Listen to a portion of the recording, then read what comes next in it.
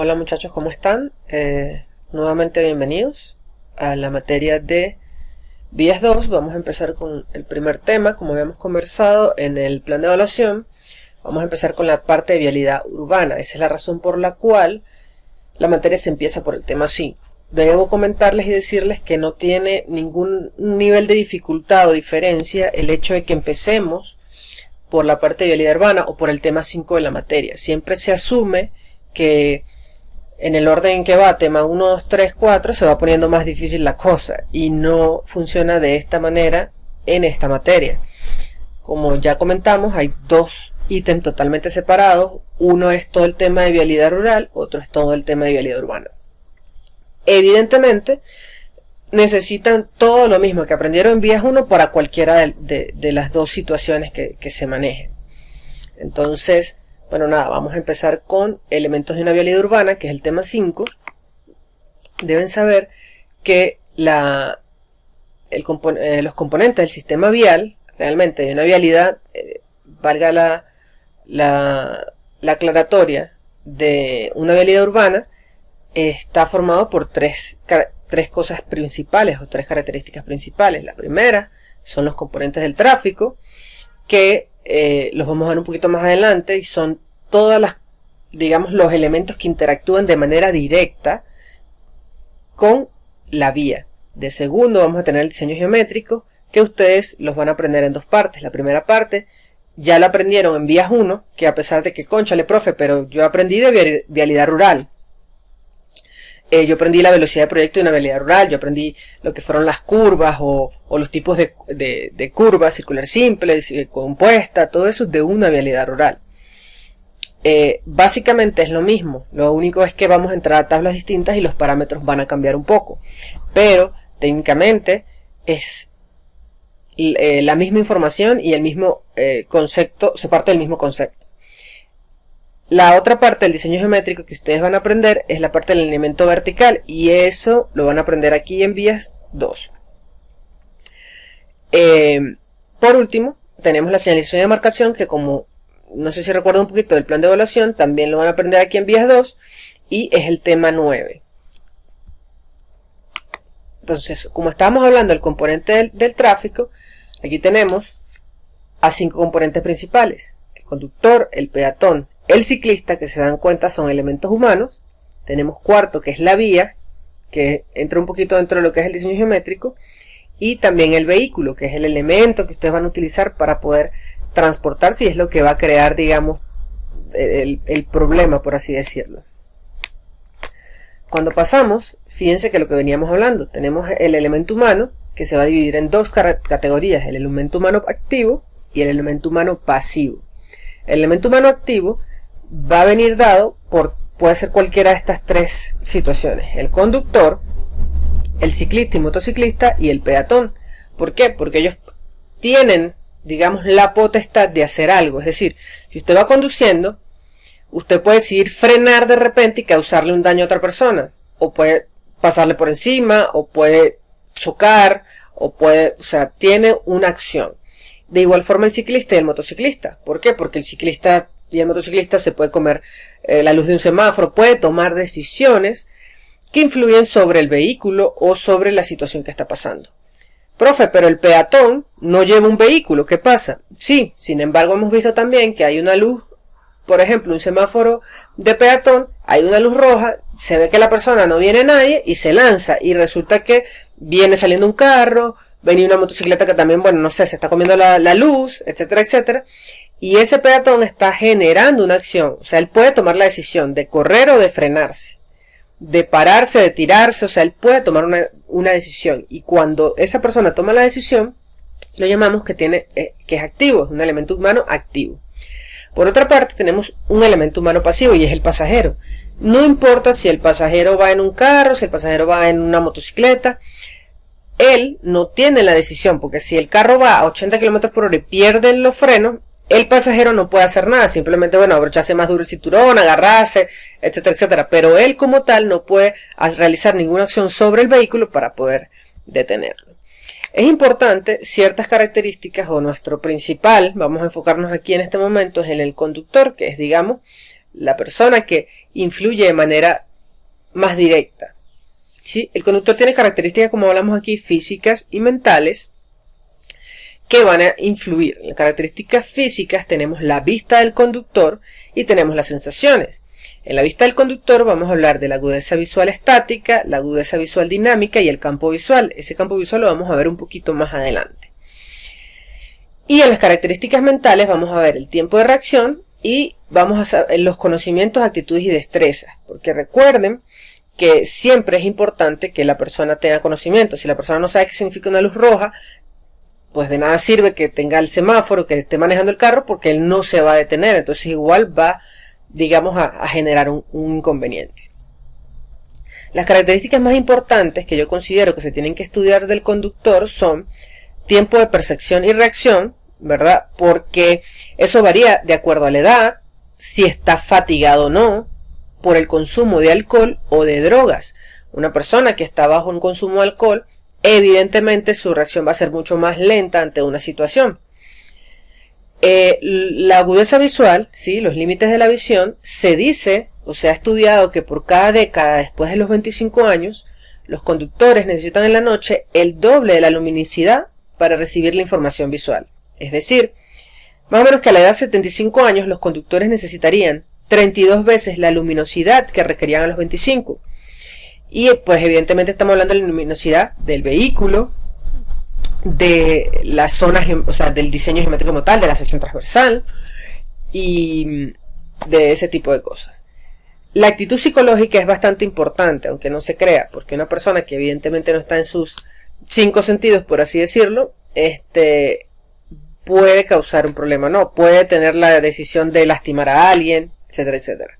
El grado de instrucción, como habíamos hablado, los conocimientos son muy importantes. Una persona que no tiene idea de lo que significan las señales, que no sabe lo que es una línea de pares, por ejemplo, que pasa muchísimo. Yo tengo estudiantes que han manejado durante muchísimos años, tienen su moto, su carro parado afuera y no saben identificar una línea de pares, ni siquiera saben realmente cómo reaccionar ante una señal vertical de pares.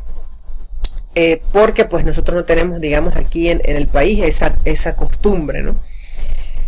Y la edad, bueno, como hablábamos, esa edad pues también da mayor conocimientos y de actitudes y destrezas. En términos generales debería ser así, pero pues nuestras limitaciones, lo que es campo visual y todo ese tipo de cosas, pues se van a ir reduciendo con el tiempo. Vamos a hablar un poquito del tiempo de percepción y reacción. Las bases para su determinación van básicamente en dos situaciones. La primera es que el tiempo varía con la complejidad de la situación. Mientras más elementos de información tengamos que procesar, más compleja es la situación y mayor será el tiempo de reacción. Es decir, si yo voy manejando y llego a una intersección, ¿verdad?, donde solamente tengo que cruzar a la derecha o a la izquierda, tengo que tomar una sola decisión. Es decir, voy a la derecha o voy a la izquierda. Pero si tengo dos opciones nada más. Pero si por lo menos llego a una redoma y en la redoma tengo 4 salidas, generalmente pues obviamente tengo que tomar mucho más tiempo entre decidir a dónde tengo que ir. Y cualquiera diría, bueno, profesora, pero se supone que usted sabe para dónde va y por ende la decisión más o menos viene tomada. Perfecto. Ahora, ¿qué sucede si en vez de ser algo de ese tipo, hablemos de una zona escolar? Usted está pasando por una zona escolar y primero se va a conseguir, por ejemplo, un reductor de velocidad, después están unos niños con una pelota, después están unos ancianitos, después viene una parada de autobuses, entonces todo ese tipo de cosas que complican la situación, mientras más la persona tenga que procesar, más va a tardar en reaccionar. Y el tiempo también depende del factor sorpresa. Situaciones inesperadas siempre van a requerir mayor tiempo. Es decir, una pelota de fútbol que sale de repente a la calle, usted va a frenar, pero como es algo que no se espera, va a tomar un poquito más de tiempo en frenar por decir algo, cuando usted viene del semáforo, va a llegar al semáforo, está a unos 50 metros del semáforo y ve que se pone en rojo y bueno, ya usted sabe que empieza a ir bajando la velocidad. Entonces, el tiempo de percepción y reacción, vamos a manejar la distancia de reacción que viene dada por la siguiente fórmula. 0.278 por la velocidad de proyecto en kilómetros por hora por el tiempo de reacción en segundos. Ese 0.278 ya va a ser, o ya tiene los factores necesarios para que cuando usted coloque la velocidad en kilómetros por hora y el tiempo de reacción en segundos, esa distancia de reacción le va a dar en metros. ¿Ok? Por otra parte tenemos la distancia de frenado. La distancia de frenado es igual a la velocidad inicial al cuadrado menos la velocidad final al cuadrado, ambas velocidades en kilómetros por hora, entre 254 por el coeficiente de fricción por la pendiente en porcentaje. El coeficiente de fricción lo vamos a ver más adelantico, una tabla de valores donde lo vamos a obtener ahí. Se supone que la velocidad inicial y velocidad final van a ser datos que nosotros siempre vamos a manejar. Y el 254 aplica básicamente lo mismo del 0.278 de la fórmula anterior, es decir, que ya tiene todos los elementos para que usted metiendo esos datos bajo esas condiciones va a obtener una distancia de frenado en metros. Ahí es de su F. Esto es de su F. Me disculpan ahí el subíndice. Pero bueno, ya saben cuando ya está el material publicado, pues posteriormente puedan arreglarlo. Hablemos ahora del campo visual. El campo visual de la persona, ¿verdad? Se habla de que todos tenemos una visión central y una visión periférica. Técnicamente tenemos la visión periférica, tenemos la capacidad, o sea, sabemos que está pasando algo, que hay algo, sin embargo, no estamos concentrados completamente en ello. Si vemos a la persona desde arriba, si el campo visual es básicamente y alrededor de 62 grados, ¿ok? Este es nuestro campo de visión central. Y hacia arriba y hacia abajo, es decir, lo que hablamos verticalmente, hacia arriba tenemos desde el horizonte un 50% y hacia abajo un 70%. Ese es nuestro campo visual. Ese es más o menos lo que todos deberíamos tener. Si alguno tiene, como yo, problemas de visión, bueno, ya es distinto, cambia un poquito la cosa. Y a lo mejor ahí también cambia, es la nitidez o el enfoque que podamos tener. Más no, a menos que tengamos algo con las retinas o alguna situación así un poco más compleja, que varía esos grados. Respecto al campo visual del vehículo, si ustedes observan, el vehículo tiene unas franjas y esas franjas vienen aunadas a una velocidad y a digamos, una franja de color. ¿Qué quiere decir ello? Bueno, cuando ustedes van a 35 km por hora, que es una velocidad bastante lenta, ustedes tienen, digamos, una amplitud de 104 grados de visión central. Cuando tienen o van a 65 km por hora, va a 70 grados, baja esa visión central. Y así sucesivamente. Es decir, que a mayor velocidad, menor es el campo visual que ustedes van a tener, campo visual central del vehículo, también de las luces. Eso básicamente también abarca, digamos, lo que las luces le dan de información o de espacio para que ustedes puedan ir manejando. A 100 km por hora, a 42 y a 150 km por hora se reduce hasta 18 grados, que es bastante poquito esta franja como ven aquí. Entonces, el campo visual va a venir también muy influido por la velocidad. En el campo visual hay 5 elementos que nos interesan bastante. Tenemos la agudeza visual estática, que es la habilidad de distinguir letras a cierta distancia para asegurar que las señales puedan ser leídas. La agudeza visual dinámica, que es la facultad de estimar distancias, es decir, la rapidez para reaccionar cuando hay cambios de luz, cuando está la distinción acertada de colores, y la prontitud para cambiar de enfoque. El conocimiento, que es la habilidad para realizar una acción, Esta se manifiesta en el mejor dominio del vehículo, en la mayor exactitud para apreciar las distancias y en las velocidades. Una persona que tiene un alto nivel de destreza manejando, que tiene muchos años, que ha manejado a nivel profesional, que, bueno, ha manejado camiones, gandolas, etcétera, etcétera, al tener mayor habilidad para realizar esa acción, evidentemente, a velocidades mayores, puede tomar mejores decisiones, o su campo visual igual va a ser más amplio que el de una persona, un muchacho de 16 años que está sacando su primer carnet de conducir, que apenas sabe manejar bicicleta y asistió a una escuela de manejo y ha tomado un par de meses, digamos, clases. Y la actitud también, aunque no lo crean, influye bastante en el campo visual, porque es la tendencia más o menos que da la medida de la emoción, ¿sí? O sea, si usted tiene una actitud negativa o positiva para reaccionar ante una situación, eso, digamos, también va a ayudar con el campo visual. ¿Qué quiere decir esto? Yo no sé si ustedes tienen alguna mamá que se monta con ustedes cuando están manejando y de repente hay una persona en la esquina que ni siquiera decidió si va a cruzar o no va a cruzar y ella de una vez, ¡cuidado! Entonces ella siempre, el tener esa, digamos, energía negativa hacia que algo malo va a pasar, es lo peor que va a pasar, eso también va a influir en el campo visual de la persona y obviamente también en su forma de reaccionar ante cualquier situación. Hablemos también del peatón, porque el ciclista y el motociclista básicamente tienen las mismas características del conductor, es decir, también va a venir influido por la edad, por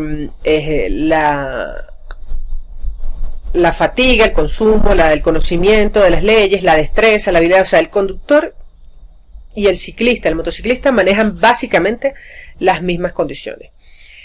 Pero el peatón es un elemento que interactúa con el tráfico y debe tomarse en cuenta también. Y debe tomarse en cuenta qué características de él. Debe tomarse en cuenta la edad, porque no es igual que sea un niño que va a salir corriendo, que no tiene, digamos, ciertas condiciones mentales para saber que está bien o está mal, simplemente se fue la pelota, él va a ir detrás sin tomar en consideración que viene alguien o no, la responsabilidad a esa edad no está, digamos, completamente desarrollada, o también, pues en el caso, vamos a suponer, también hay que tomar en consideración la velocidad de caminado, porque no es igual que también una persona de 25 años, la velocidad que va a llevar a, por ejemplo, un señor de 70, 75 años, y las características antropomórficas. En cuanto a la vía, se deben considerar factores como la clasificación funcional de la vía, evidentemente la que tenga mayor prioridad es la que va a tener mayor movilidad, es la que va a tener mayores velocidades y por ende se debe considerar bastante eso.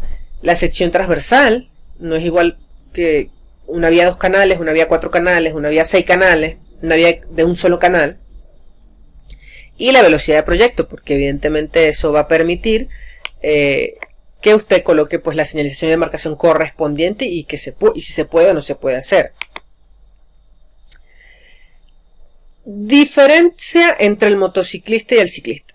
El ciclista tiene muchas de las cosas, como vemos aquí, en las condiciones: tiempo de percepción y reacción, habilidades del ciclista, actitud psicológica, grado de instrucción, límites de velocidad y la edad, entre otras. Si se dan cuenta, son básicamente las mismas condiciones del conductor, lo que yo les decía. Pero algunas ciudades, debido a características topográficas, económicas o simplemente por deporte, tienen un acentuado uso de bicicletas y deben compartir las vías tanto con peatones como con automóviles. Si ustedes se dan cuenta, de un tiempo para acá, bueno, llevado situación país, llevado gasolina, lo que sea, pero se ven muchos más ciclistas en Mérida que antes. Antes no era una ciudad, digamos, especialmente dada para el ciclismo porque la topografía era bastante accidentada. Sin embargo, pues ahora ya se ha convertido en algo un poco más común. Y el diseño geométrico debe considerar la planificación del ciclo de vías para un mejor uso de las calles y avenidas e incorporar todos estos elementos. Cuando hablamos de la clasificación de las vías, ¿verdad? Ustedes ya vieron esto. Ustedes ya aprendieron y ya vieron que tenían la clasificación funcional y la clasificación por tipo de diseño. La clasificación funcional era en base a la función principal de la vía: mayor movilidad o mayor acceso. Acuérdense que una vía puede tener 100% acceso y 0% movilidad, o 100% movilidad y 0% acceso. Esta clasificación tenemos las arteriales, que tienen mayor movilidad que acceso. Están arteriales principales, arteriales menores. Después están las colectoras, que es más o menos un 50-50. Tenemos también colectoras mayores y colectoras menores. Y las locales, que eran mayor acceso y menor movilidad. Donde el ejemplo perfecto era una calle ciega que tenía 0% movilidad y 100% de acceso. Esto es un equivalente, básicamente, de cómo se relaciona la clasificación por diseño con la clasificación funcional. Las arteriales principales son, en diseño, autopistas, arteriales principales de jerarquía superior y otras arteriales principales. Las arteriales menores son arteriales menores también, en clasificación por tipo de diseño, colectoras mayores, colectoras menores y locales con locales. En esta sección transversal, ¿qué nos importa? Por así decirlo. Nos importa la calzada, que es cuántos canales tiene y su ancho, nos importa si tiene divisoria, nos importa el número de canales, nos importa veredas y pasos peatonales a desnivel, porque evidentemente o generalmente son vías de velocidades bastante altas. Cuando vemos esta tablita, si se dan cuenta, es muy parecida a la vialidad, a la clasificación de las vías rurales. Tenemos también arterias principales, menores, colectoras y locales y sus equivalentes. Si ustedes se dan cuenta, las colectoras ya no son colectoras mayores y menores, y en las vías urbanas no existe. Tenemos arteriales principales, que también hay autopistas urbanas, aunque la mayoría no lo crea, y hay arteriales menores. En ellas debemos considerar lo mismo en la sección transversal que teníamos de una vía rural, que es el calzado, ancho de canales, divisoria, número de canales, pero también debemos incluir los brocales, cosa que en la vialidad rural no nos pasaba, veredas y pasos peatonales a nivel y pasarelas y pasos subterráneos. Entonces, eso nos va a generar una cantidad de secciones transversales típicas, mínimas y todo eso que, bueno, ya ustedes, digamos, al irse familiarizando más con la materia, pueden ir aprendiendo un poquito más. El vehículo va a depender, o nos interesa este tipo de cosas, que son el tipo de vehículo, que es la clasificación que ustedes vieron en vías 1, que para Venezuela es P, que es el liviano, SU, bus, W50, etc.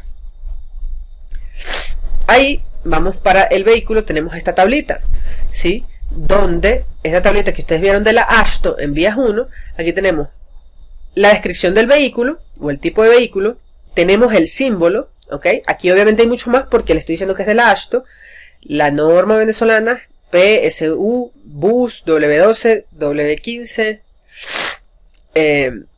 y así tenemos en general las medidas, lo que es altura, ancho y longitud. Tenemos lo que sobresale, las dimensiones que sobresalen, que si se dan cuenta todas están en metros, por el frente, la parte posterior, y tenemos estos componentes aquí, W1, W2, W3 y W4, que son las áreas efectivas del vehículo entre los ejes, ¿ok? S es la distancia desde el punto de enganche hasta la parte posterior del vehículo, y T es la distancia que existe entre el punto de enganche y la parte delantera del vehículo. También vamos a tener las dimensiones del vehículo típico, es decir, si tenemos un vehículo P, un vehículo SU, un bus, aquí vamos a tener también, bueno, mentira, aquí están las dimensiones como tal del vehículo. Después vamos a los radios de curvatura. Aquí sí tenemos los radios mínimos de giro para diferentes vehículos. Aquí está para cada vehículo cuánto es el radio mínimo que es.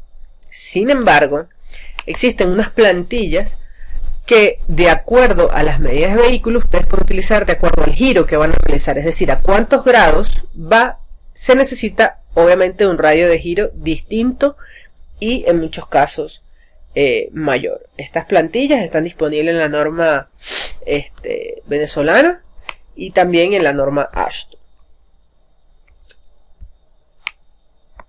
También hablamos de los patrones de aceleración y desaceleración, y para eso, bueno, retomamos un poquito el tema de lo que era la visibilidad de frenado.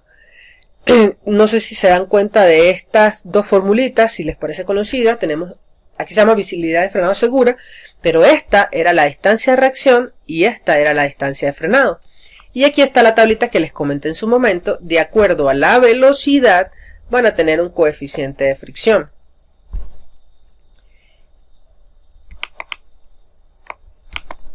Y los patrones y la distribución porcentual de los vehículos, pues también va a ser algo que va, digamos, a influir, ¿no? Entonces, vamos a hacer un ejemplito por acá de la aplicación de la distancia de frenado. La distancia de visibilidad de frenado en carreteras, tanto en curvas horizontales como en curvas verticales. Por eso que en curvas horizontales le llamamos flecha de visibilidad. Y en semáforos, la distancia de frenado se utiliza para el cálculo del tiempo de amarillo y de rojo. La distancia recorrida en ese intervalo se conoce siempre como distancia segura de frenado. Como ejemplo, calculemos el caso de una intersección con una velocidad de acercamiento de 50 km por hora y un tiempo de reacción de 0,50 segundos. Este es el vehículo al que le estamos calculando para el semáforo. Vamos a calcular la distancia de seguridad o distancia de frenado segura. La calle tiene un ancho de 12 metros y el vehículo que estamos manejando es un vehículo tipo P, por ende su longitud es de 5.8 metros. Es decir, que debemos calcular más o menos el tiempo que él va a tardar en realizar el recorrido de la distancia de frenado segura, si no llegara, digamos, a hacer cero completamente, a atravesar este ancho de canal y adicionalmente a la longitud del vehículo, porque el vehículo tiene que pasar la vía. Si recuerdan, esta formulita era distancia de frenado segura, que era la distancia de reacción más la distancia de frenado. La distancia de reacción era 0.278 por la velocidad, que es la velocidad de acercamiento, que es 50 km por hora, por el tiempo de reacción, que es 0.5 segundos. A eso vamos a sumarle esta ecuación que nos decía velocidad inicial al cuadrado, la velocidad inicial es 50 km por hora, menos la velocidad final al cuadrado, que estimamos o debe ser 0, porque supone que el vehículo debería frenarse en el semáforo, entre 254 por el factor de fricción. Como va a 50 km por hora, buscamos en esta tablita el factor de fricción es 0.35, más la pendiente o la inclinación, pero como no nos dan ninguna información al respecto, pues es simplemente 0. Esto va a dar igual, esta distancia de frenado segura va a ser de 35 metros. La distancia de seguridad, que va a ser la distancia de frenado, más el ancho de la calle, más la longitud del vehículo, porque el vehículo no va a quedar atravesado. O sea, si no sumamos la longitud del vehículo, el vehículo quedaría aquí dentro de la calle. Entonces, obviamente, al arrancar el siguiente, pues puede chocarlo. Entonces, sumamos los 35 metros de la distancia de frenado segura, los 12 metros del ancho de la calle y los 5.8 metros de la longitud del vehículo, que es P, nos da 52.8 metros. Suponiendo la misma velocidad que el vehículo viaja a 50 km por hora, ¿cuánto tardaría él en recorrer esta distancia de aquí hasta aquí? Bueno, recuérdense que velocidad es distancia sobre tiempo. Si nosotros de esa ecuación de distancia sobre tiempo despejamos la variable tiempo, vamos a tener 52.8 metros, que es la distancia que queremos, entre la velocidad, que es 50 km por hora. Y como aquí estamos en una fórmula sencilla, esos 50 km por hora tenemos que llevarlos a metros sobre segundo, para que los metros se cancelen y los segundos pasen para arriba. Y ahí vamos a tener un tiempo de 3.8 segundos. Entonces, este tiempo que está aquí no es el tiempo de reacción. El tiempo de reacción para donde él ve el rojo o él ve el cambio amarillo para frenar es de 0.5 segundos. Pero este 3.8 segundos es el tiempo que a él le tomaría, manteniéndose a 50 km por hora, en recorrer la distancia de frenado segura, cruzar la calle y pasar la longitud. Acuérdense que generalmente esto lo hacemos sobre todo en países como Venezuela, donde el amarillo no significa reduzca la velocidad que viene el rojo, sino acelere más rápido, que va a perder el semáforo. Otro ejemplo que tenemos es la colocación de señales. Entre los varios factores que influyen en la colocación de señales están el campo visual, está el tiempo de reacción, y es un factor muy importante para determinar a qué distancia debe ser colocada la señal para que pueda ser leída y se puedan tomar las precauciones del caso. Como ejemplo, vamos a calcular la distancia a la que debe ser colocada una señal indicando pago de peaje. Adelante, prepare su pago. Eso es lo que va a decir la señal. Entonces, vamos a suponer que el aviso debe ser visto a una distancia de 100 metros y que la cola de vehículos antes de la cabina rara vez excede los 50 metros. La velocidad de acercamiento al peaje es de 100 km por hora y el tiempo de reacción es de 2.5 segundos.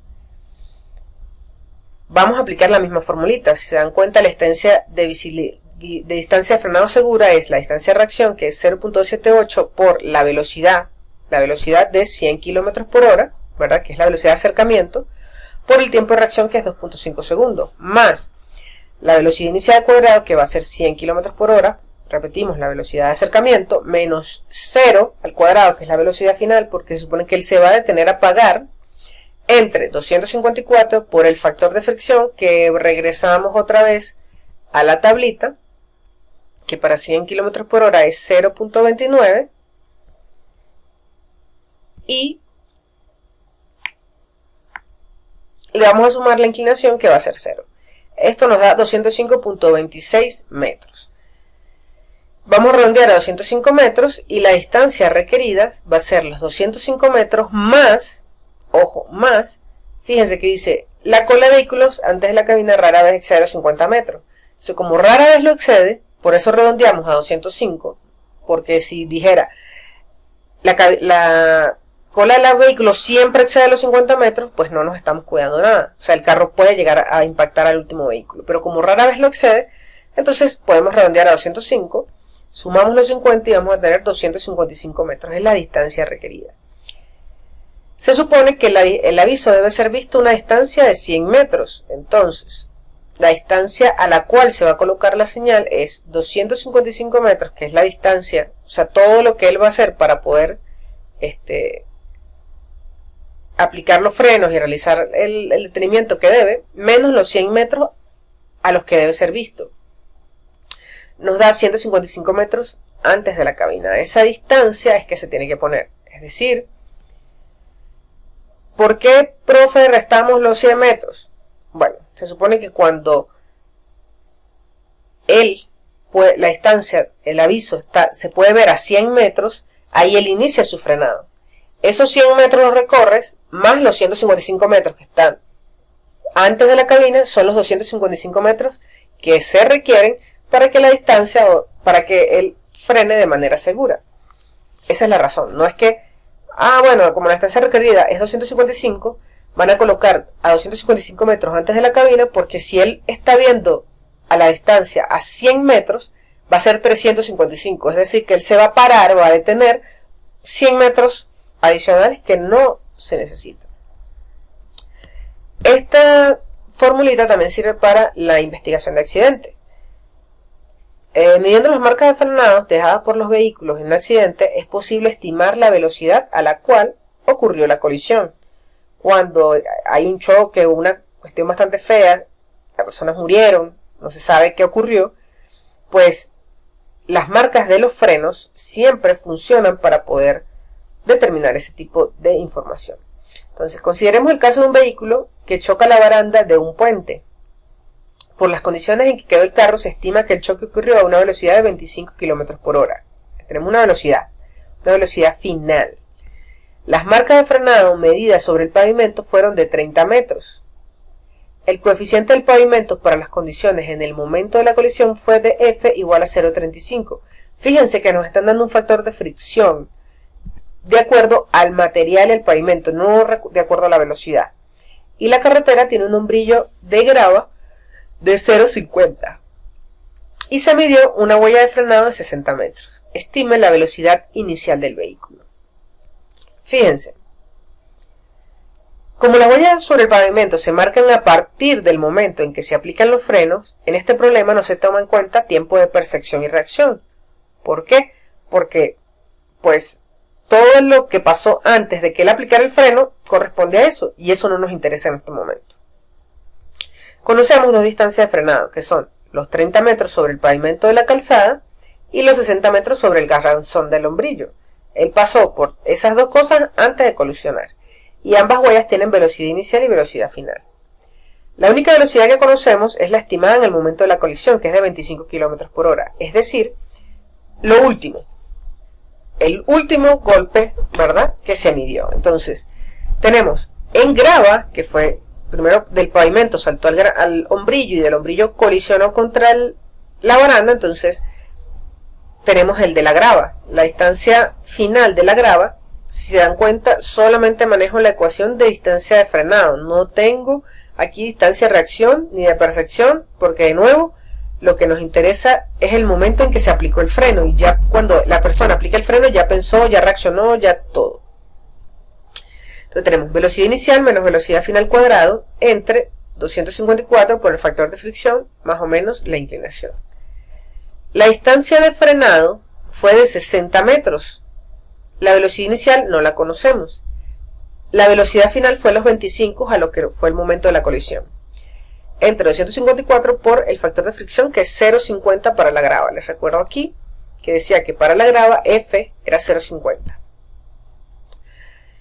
De igual forma no tenemos inclinación. Eso nos da una velocidad inicial en la grava de 90.8 km por hora. Sin embargo, recuerden que la velocidad inicial de la grava también es la velocidad final del pavimento. Entonces, la velocidad del pavimento, la distancia de freno del pavimento va a ser velocidad inicial, que es lo que vamos a descubrir nuevamente, menos la velocidad final, que es 90.8, que viene o proviene de la velocidad inicial de la grava, entre 254 por el factor de fricción, que nuevamente, acuérdense que el coeficiente para el pavimento era 0,35, y bueno, la distancia de frenado en el pavimento fue 30 metros, eso nos lo dijeron. Cuando despejamos de aquí, vamos a obtener que la velocidad inicial de toda la colisión fue de 104.5 km por hora. Bueno, hasta aquí terminamos el tema 5. Como ustedes pueden observar, no es un tema muy largo, era algo con lo que todos se familiarizaban. Para hacer un breve recuento, ¿verdad? Vamos a hablar de los componentes del sistema vial, que son componentes del tráfico, diseño geométrico, señalización y demarcación. En este tema 5 estamos trabajando con los componentes básicamente del tráfico, que son los elementos humanos, activos y pasivos. El elemento humano activo principal es conductor, o el ciclista y motociclista, o el peatón. También tenemos el vehículo, porque el tamaño del vehículo también va a influir, y también vamos a tener la vía como tal. También aprendimos acerca del tiempo de reacción y percepción, de igual forma la distancia que corresponde a la reacción y la distancia de frenado, y que la distancia de frenado segura es igual a la distancia de reacción más la distancia de frenado. Con este tipo de información vamos a saber calcular colocación de una señal de tránsito, investigación de accidentes, ¿verdad? Colocación de una señal de pare o de cualquier tipo, y también vamos a saber calcular los tiempos de luz amarilla, de luz roja en unas intersecciones. De igual forma, hicimos una breve, nuevamente para que se familiarizaran con lo que es el vehículo, con el tipo de vehículo, para que busquen su tablita AASHTO, las dimensiones del vehículo que están en esa misma tabla, las plantillas de los radios de curvatura, o con las mediciones también, lo que es patrones de aceleración y desaceleración, que ahí está el coeficiente de fricción, la tablita que está por ahí, para que la anoten por algún lado, y la distribución porcentual de vehículos. Recuerden que es importante siempre la distribución porcentual de vehículos, porque no es igual que ustedes vayan en una vía de 80% de vehículos y necesitan hacer un movimiento, y del otro lado venga 20, a que ustedes vayan muy poquitos en su vía, pero donde van a realizar el movimiento al otro, pues esté bastante congestionada. También, por último, hablamos sobre, o recordamos, lo que fue la clasificación funcional de las vías, en vías rurales, vías urbanas, y pues bueno, todos los elementos que están involucrados en el campo visual. Además de, lo más importante, que a mayor velocidad el campo visual se reduce. Bueno, muchachos, con esto damos por terminado el tema 5 y esperemos que cualquier duda pues se pueda atender por el grupo. Éxitos y feliz día.